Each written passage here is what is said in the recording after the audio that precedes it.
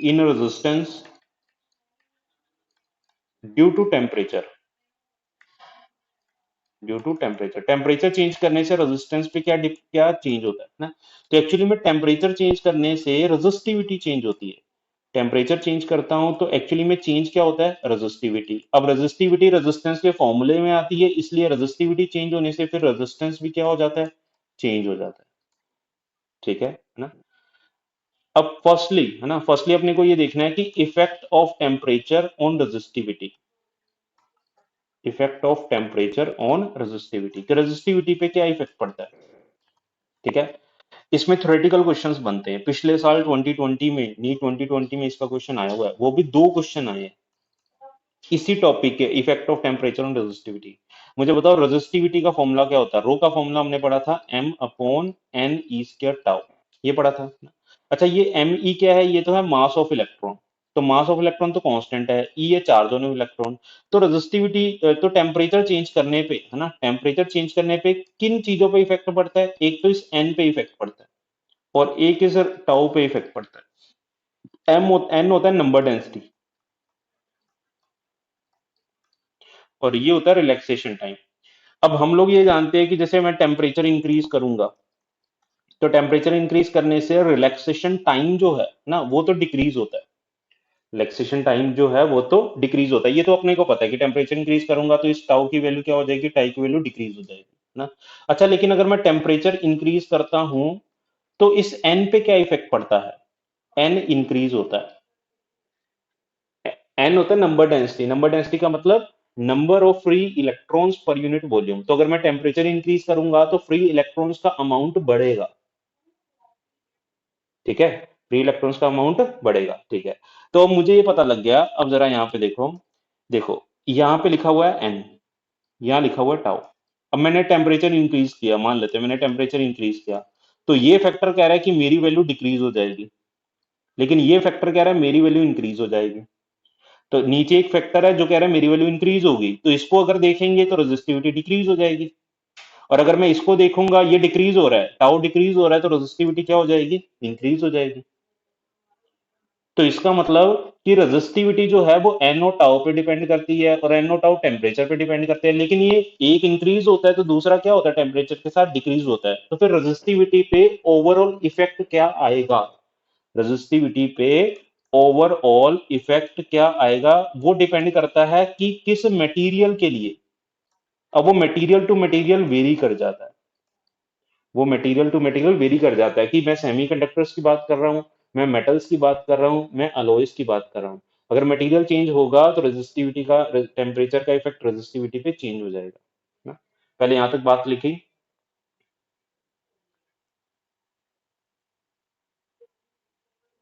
ना, एक इसके नीचे पॉइंट लिख लो,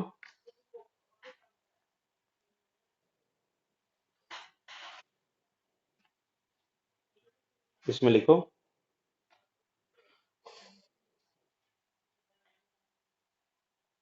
इसमें ऐसा लिखो, resistivity changes with temperature, resistivity changes with temperature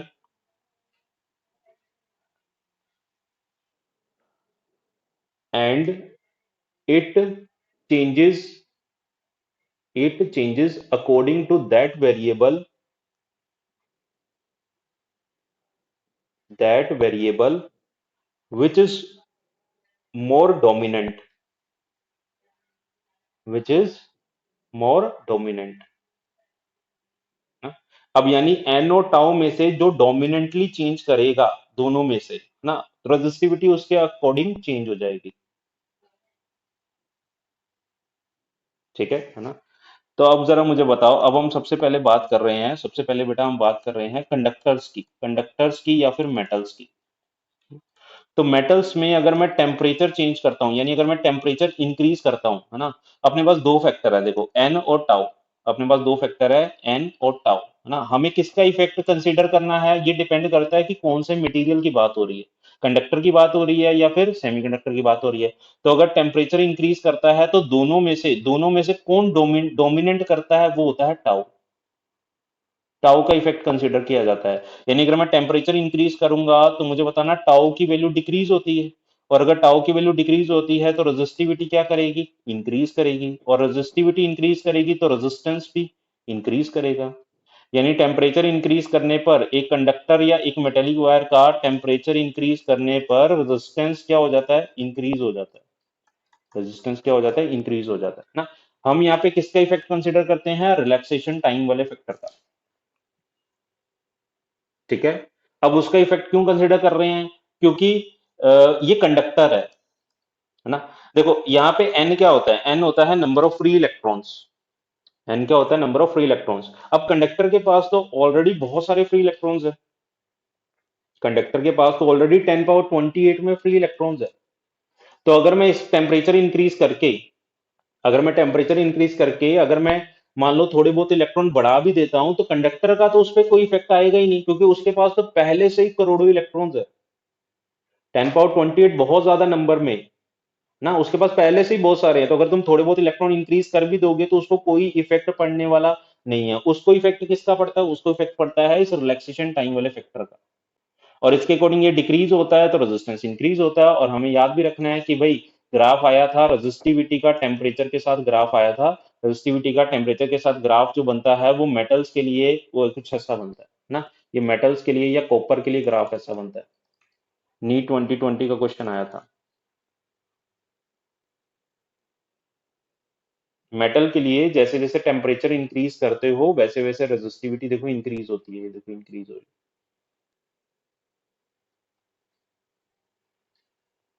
ठीक है ना, पहले यहां तक बनाया। अब दूसरी बात आती है सेमीकंडक्टर मटेरियल की। उनका क्या, उन पे क्या इफेक्ट होता है। सेमीकंडक्टर में हम कंसीडर करते हैं सिलिकॉन एंड जर्मेनियम ना। सेमीकंडक्टर में हम किस इफेक्ट को कंसीडर करते हैं, कौन डोमिनेंट मानते हैं, वो होता है एन। किसको डोमिनेंट मानते हैं, एन ना। तो अगर एन डोमिनेंट है तो मुझे बताना जरा, अगर मैं टेम्परेचर इंक्रीज करूंगा ना तो एन क्या हो जाता है, इंक्रीज हो जाता है। एन इंक्रीज होगा तो रेजिस्टिविटी डिक्रीज होगी, रेजिस्टिविटी डिक्रीज होगी तो रेजिस्टेंस भी डिक्रीज होगा। यानी सेमीकंडक्टर या जर्मेनियम वाले मटेरियल में अगर तुम टेम्परेचर इंक्रीज करते हो तो उसकी रेजिस्टेंस डिक्रीज हो जाती है। उल्टा इफेक्ट है, मेटल्स से उसका इफेक्ट बिल्कुल अपोजिट है। ठीक है, और इसका जो ग्राफ बनता है ना, इसका जो ग्राफ बनता है रेजिस्टिविटी का टेम्परेचर के साथ, रेजिस्टिविटी का जो टेम्परेचर के साथ ग्राफ बनता है वो कुछ ग्राफ ऐसे बनता है कि टेम्परेचर इंक्रीज करेगा तो रेजिस्टिविटी देखो डिक्रीज होती है। हाइपरबोलिक नेचर का बनता है। ठीक है, ये दोनों ग्राफ पता लगे। ठीक है ना। अब मैं इसको हटा रहा हूं। अब अपने पास थर्ड आ जाता है एलोइस का, कि एलोइस पे टेम्परेचर का इफेक्ट क्या पड़ता है ना। तो इसका क्या होता है कि temperature does not effect, temperature does not effect the resistivity और रेजिस्टेंस ऑफ एलोय।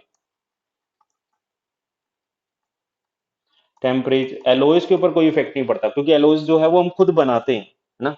तो हम वो खुद इस तरह से बनाते हैं ताकि टेम्परेचर का उस पर कोई इफेक्ट ना पड़े। और इसमें हमें एग्जांपल्स बेटा याद रखनी है। एक हमें याद रखना है नाइक्रोम, एक हमें याद रखना है मैग्नीन, और एक हमें याद रखना है कॉन्स्टानन। इन एलोइस की बात हो रही होती है, नाइक्रोम, मैग्नीन, कॉन्स्टानन है ना। इनका टेम्परेचर के साथ कोई इफेक्ट नहीं पड़ता। और अगर मैं यहाँ पे ग्राफ बनाता हूँ रेजिस्टिविटी का टेम्परेचर के साथ, तो ये ग्राफ जो है वो कुछ ऐसा स्ट्रेट लाइन चला जाता है। तो जैसे देखो टेम्परेचर का कोई इफेक्ट ही नहीं है, ग्राफ कांस्टेंट है। ठीक है, पहले यहाँ तक बात पता लगी ना। अब देखो, अब ये तो हमने थ्योरेटिकल क्वेश्चंस किए है ना। ये तो हमने कौन से किए, थ्योरेटिकल क्वेश्चंस किए। अब जो न्यूमेरिकल्स आते हैं है ना, न्यूमेरिकल्स का हमें क्या याद रखना है, न्यूमेरिकल्स आता है इस फॉर्मूले के ऊपर, R T is equals to R naught bracket में 1 + अल्फा डेल्टा टी। ये होता है न्यूमेरिकल के लिए फॉर्मूला, कि टेम्परेचर चेंज करने से रेजिस्टेंस में क्या चेंज आता है। ये R T equals to R naught bracket में 1 + अल्फा डेल्टा टी। इसमें अब देखो ये टर्म्स क्या है। सबसे पहले आर नॉट क्या है, आर नॉट है रेजिस्टेंस एट 0 डिग्री सेल्सियस।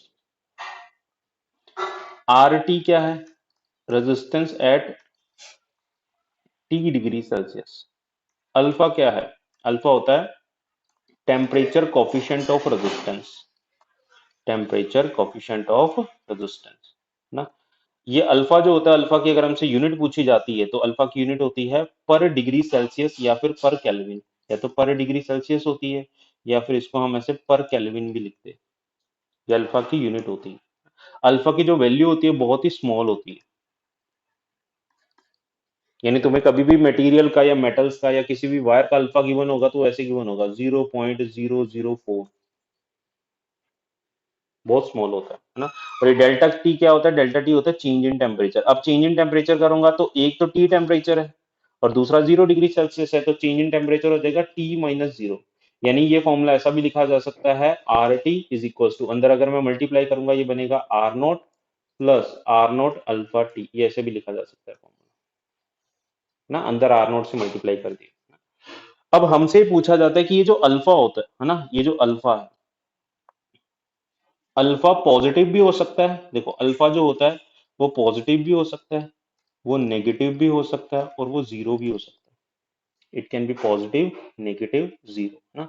अब पॉजिटिव नेगेटिव जीरो किसके लिए होता है? तो सबसे पहले अपने को याद रखना है कि कंडक्टर्स के लिए अल्फा पॉजिटिव होता है ना। खुद सोचो कि अगर यहाँ पे अल्फा पॉजिटिव टर्म रखी जाएगी तभी तो आर नोट में ये टर्म ऐड हो जाएगी पूरी की पूरी। अगर अल्फा पॉजिटिव होगा तो आर नोट में ये टर्म ऐड हो जाएगी, तो यानी रेजिस्टेंस इंक्रीज हो जाएगी। और सेमीकंडक्टर्स के लिए अल्फा होता है नेगेटिव। अल्फा नेगेटिव अगर होगा तो मुझे बताओ आर नोट में ये टर्म क्या हो जाएगी? माइनस हो जाएगी यानी रेजिस्टेंस डिक्रीज हो जाएगा। हमने यही तो पढ़ा है कि सेमीकंडक्टर में रेजिस्टेंस डिक्रीज होता है ना। और तुम याद रखना इंसुलेटर्स के लिए भी, कोई पूछे इंसुलेटर के लिए अल्फा क्या होता है तो उसके लिए भी नेगेटिव होता है। सेमीकंडक्टर के लिए भी नेगेटिव होता है, इंसुलेटर के लिए भी नेगेटिव होता है but small number, small value. ये क्वेश्चन आया था 2020 में, पिछले साल। क्वेश्चन ये था कि सेमीकंडक्टर और इंसुलेटर के मटेरियल्स के लिए टेम्परेचर कोफिशिएंट ऑफ रेजिस्टेंस कैसा होता है? पॉजिटिव नेगेटिव, नेगेटिव पॉजिटिव ऐसे था। तो दोनों के लिए नेगेटिव होता है।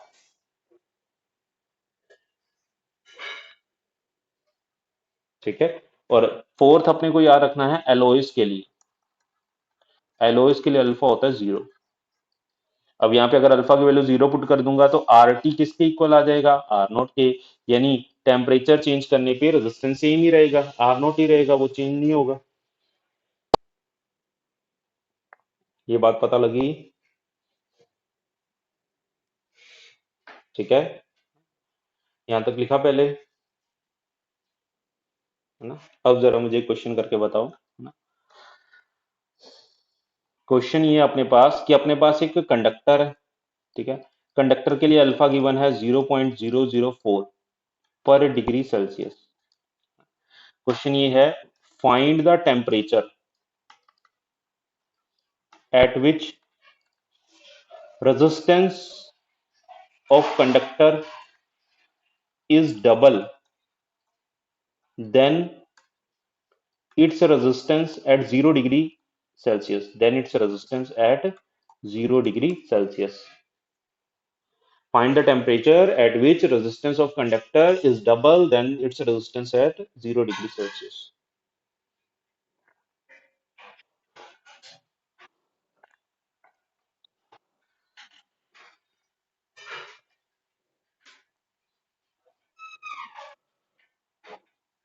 0 डिग्री सेल्सियस पे होता है आर नोट।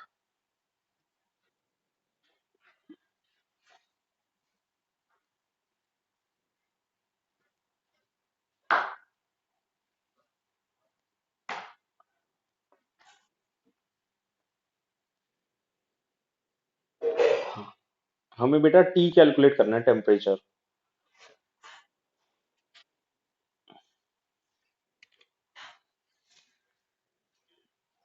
यानी हमें यहाँ पे फॉर्मूला क्या अप्लाई करना है?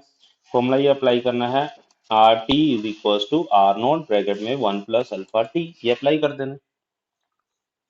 अब आर नोट तो 0 डिग्री सेल्सियस पे है, उसने बोला वो टेम्परेचर कैलकुलेट करो जहां पे रेजिस्टेंस डबल हो जाता है, 0 डिग्री सेल्सियस का डबल।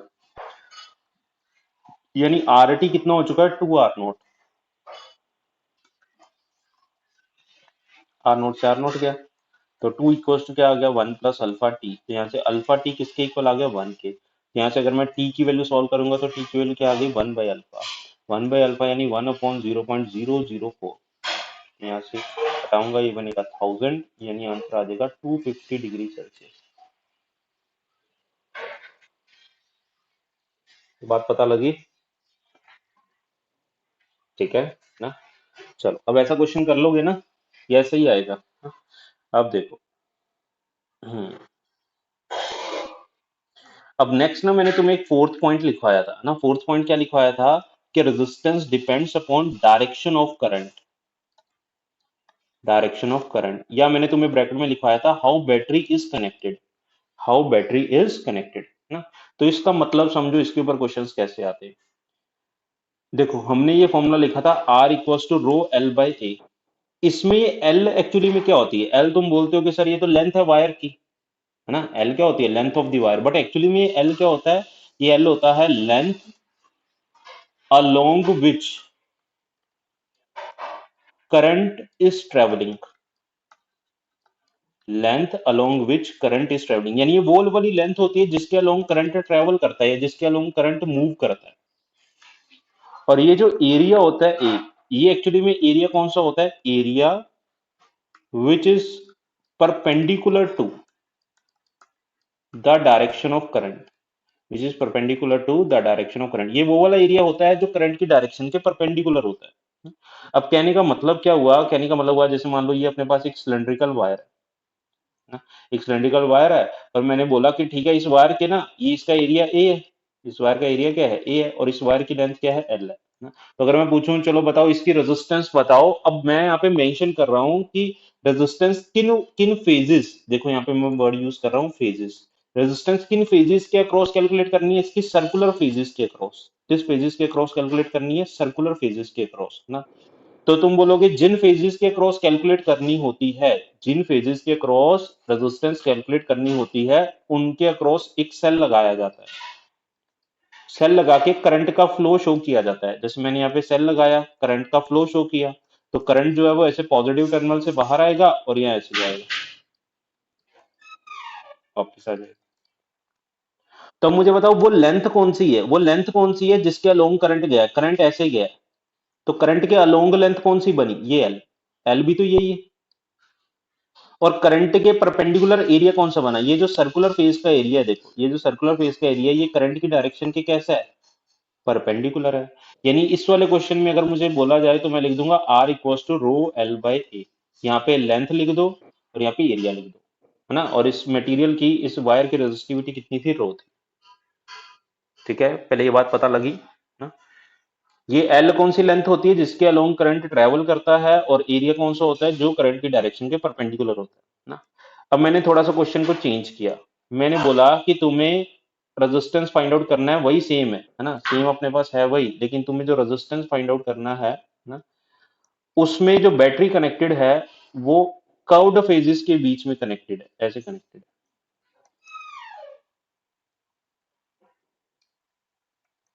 लो जी, अब बैटरी तो चेंज है। अब पहले सर्कुलर में कनेक्टेड थी, आज वो किन फेजेस के बीच में है? कर्व्ड फेजेस के बीच में। अच्छा, ये उसका क्या है? एरिया है ना। एक तो मैं एग्जांपल से समझा रहा हूँ, ये उसकी क्या है? लेंथ है ना। तो अब जरा बताओ, अब जो करंट फ्लो करेगा, बताओ ये पॉजिटिव टर्मिनल है, तो करंट फ्लो करेगा तो करंट तो ऐसे फ्लो कर जाएगा। तो अब वो लेंथ कौन सी है जो करंट के अलोंग आई है? वो लेंथ कौन सी है जो करंट की डायरेक्शन के अलोंग है? वो क्या ये एल लेंथ है? वो कौन सी लेंथ है? ये कौन सी लेंथ है? ये तो ये वाली लेंथ हो गई। और ये वाली लेंथ होने का मतलब क्या है? ये हो गई 2 आर, यानी डायमीटर। और वो एरिया कौन सा है? बताओ, ये एरिया जो है ये करंट की डायरेक्शन के, ये एरिया जो है वो करंट की डायरेक्शन के, मुझे बताना जरा, परपेंडिकुलर है क्या? नहीं, परपेंडिकुलर एरिया ये वाला है, ये तो पैरेलल है। तो इसका मतलब अब मैं इसका आंसर लिखूंगा तो मुझे लेंथ की वैल्यू कुछ अलग लिखनी पड़ेगी, और इसका एरिया, कर्व्ड सरफेस का एरिया लिखना पड़ेगा। पहले तो मैं सर्कुलर फेस का एरिया लिखता था ना, यहाँ पे एरिया कौन सा आता था? सर्कुलर फेस का एरिया, यानी पाई आर स्क्वायर। लेकिन ये तो कर्व्ड फेस का एरिया है, तो सिलेंडर के कर्व्ड फेस का एरिया तो 2 पाई आर एल होता है। तो इसका मतलब इसका आंसर, और इस डायग्राम का आंसर और इस डायग्राम का आंसर क्या आएगा? डिफरेंट डिफरेंट आएगा। अच्छा, डिफरेंट डिफरेंट क्यों हो गया? मटेरियल सेम ही था, दोनों की लेंथ सेम थी, दोनों की रेजिस्टिविटी सेम थी, दोनों का एरिया सेम था, तो डिफरेंस कहाँ पे आ गया? डिफरेंस आ गया कि हमने बैटरी को किन फेजेस के बीच में कनेक्ट किया। डिफरेंस कहाँ पे आ गया? कि हमने बैटरी को किन फेजेस के बीच में कनेक्ट किया। How the battery is connected. तो अगर मैं फेजेस को चेंज कर दूंगा तो रेजिस्टेंस का आंसर भी क्या आ जाएगा, चेंज हो जाएगा। ठीक है, पहले यहां तक बनाया। ठीक है, तो अब जरा मुझे क्वेश्चन का आंसर देना, है ना। अपने पास क्वेश्चन ये है कि जैसे मुझे बताओ, अपने पास ना, यहाँ बना लेते हैं ना, एक क्यूबॉइड है।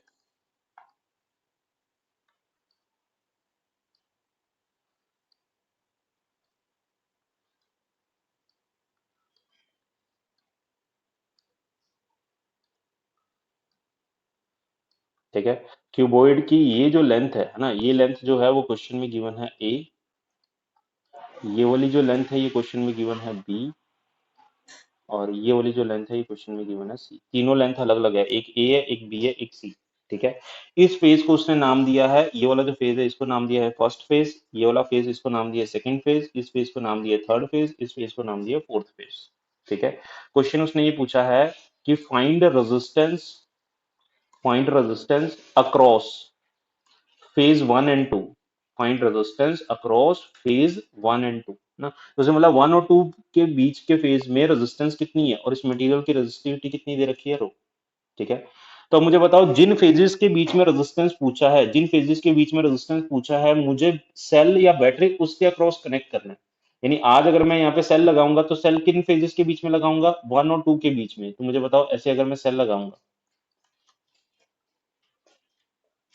ना, तो बताना यहाँ पे जब करंट फ्लो करेगा ना, करंट फ्लो करेगा तो करंट ऐसे जाएगा, देखो। करंट ऐसे जाएगा, तो अब मुझे बताओ, मुझे यहाँ पे फॉर्मूला यूज करना है R equal to rho L by A. तो मुझे यहाँ पे लेंथ कौन सी रखनी है, ये करंट किस लेंथ के अक्रॉस जा रहा है, ए के अलोंग जा रहा है, बी के अलोंग जा रहा है, या सी के अलोंग है। ए यहाँ पे है। नो नो नो, ए यहाँ पे है, देखो। ए कहाँ पे है वो तुम्हें पता लग रहा है, और बी कहाँ पे है वो पता लग रहा है, बी ये साइड है। तो ये बी के अलोंग जा रहा है ना, ये बी साइड है, तो करंट बी के अलोंग जा रहा है, तो मैं लिखूंगा R equal to rho B. अच्छा, एरिया कौन सा बनेगा, तो जो एक साइड तो तुमने यूज कर ली, तब जो बाकी दो साइड्स बची है ना वो एरिया बना देंगी। जैसे ये एरिया जो है, देखो ये वाला एरिया, इस फेस का एरिया, ये करंट की डायरेक्शन के परपेंडिकुलर है, देखो। ये करंट की डायरेक्शन के कैसा है, परपेंडिकुलर है। ये एरिया तुम्हें लिखना है। अब ये एरिया तुम लिख सकते हो, ये साइड ए है और ये वाली साइड क्या है, सी है, तो यानी एरिया बचेगा ए इंटू सी। ये आएगा answer, row B upon A C.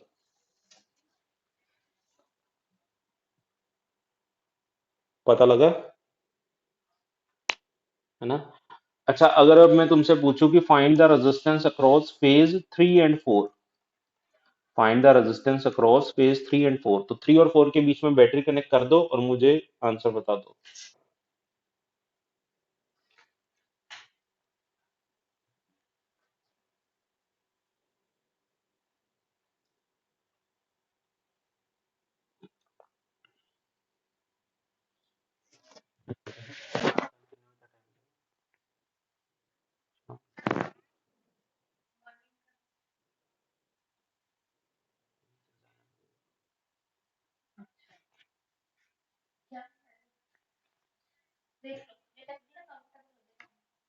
Hello.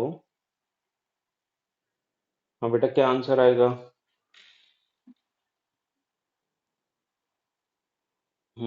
Are equals to. हम्म।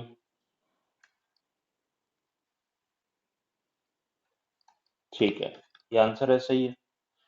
पता लगा ये आंसर कैसे आया। ये आंसर है भाई, यहाँ वायर जो है वो तो करंट ऐसे जाएगा ना, ऐसे नीचे। तो करंट ऐसे जाएगा तो ये कौन सी लेंथ है, ए आएगी, है ना, और एरिया कौन बचेगा। ठीक है, बी इंटू सी। चलो, ना पहले यहाँ तक लिखा ना। अब जरा मुझे एक और बात बताओ ना, ये एनसीईआरटी का क्वेश्चन है, सिंपल सा क्वेश्चन, कि अपने पास ना एक होलो सिलेंड्रिकल वायर है,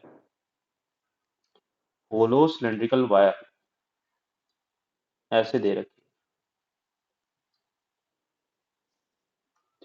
यहां से ये होलो है ना, यहाँ पे मटेरियल है, और इसका जो इनर रेडियस है ना, इनर रेडियस है वो तो बेटा दे रखा है ए, और जो इसका आउटर रेडियस है, आउटर रेडियस दे रखा है बी। इनर रेडियस ए और आउटर रेडियस दे रखा है बी, और इस वायर की रेजिस्टिविटी दे रखी है रो। क्वेश्चन ये पूछा गया, find the resistance across the circular phases of the wire. Find the resistance across circular phases of wire.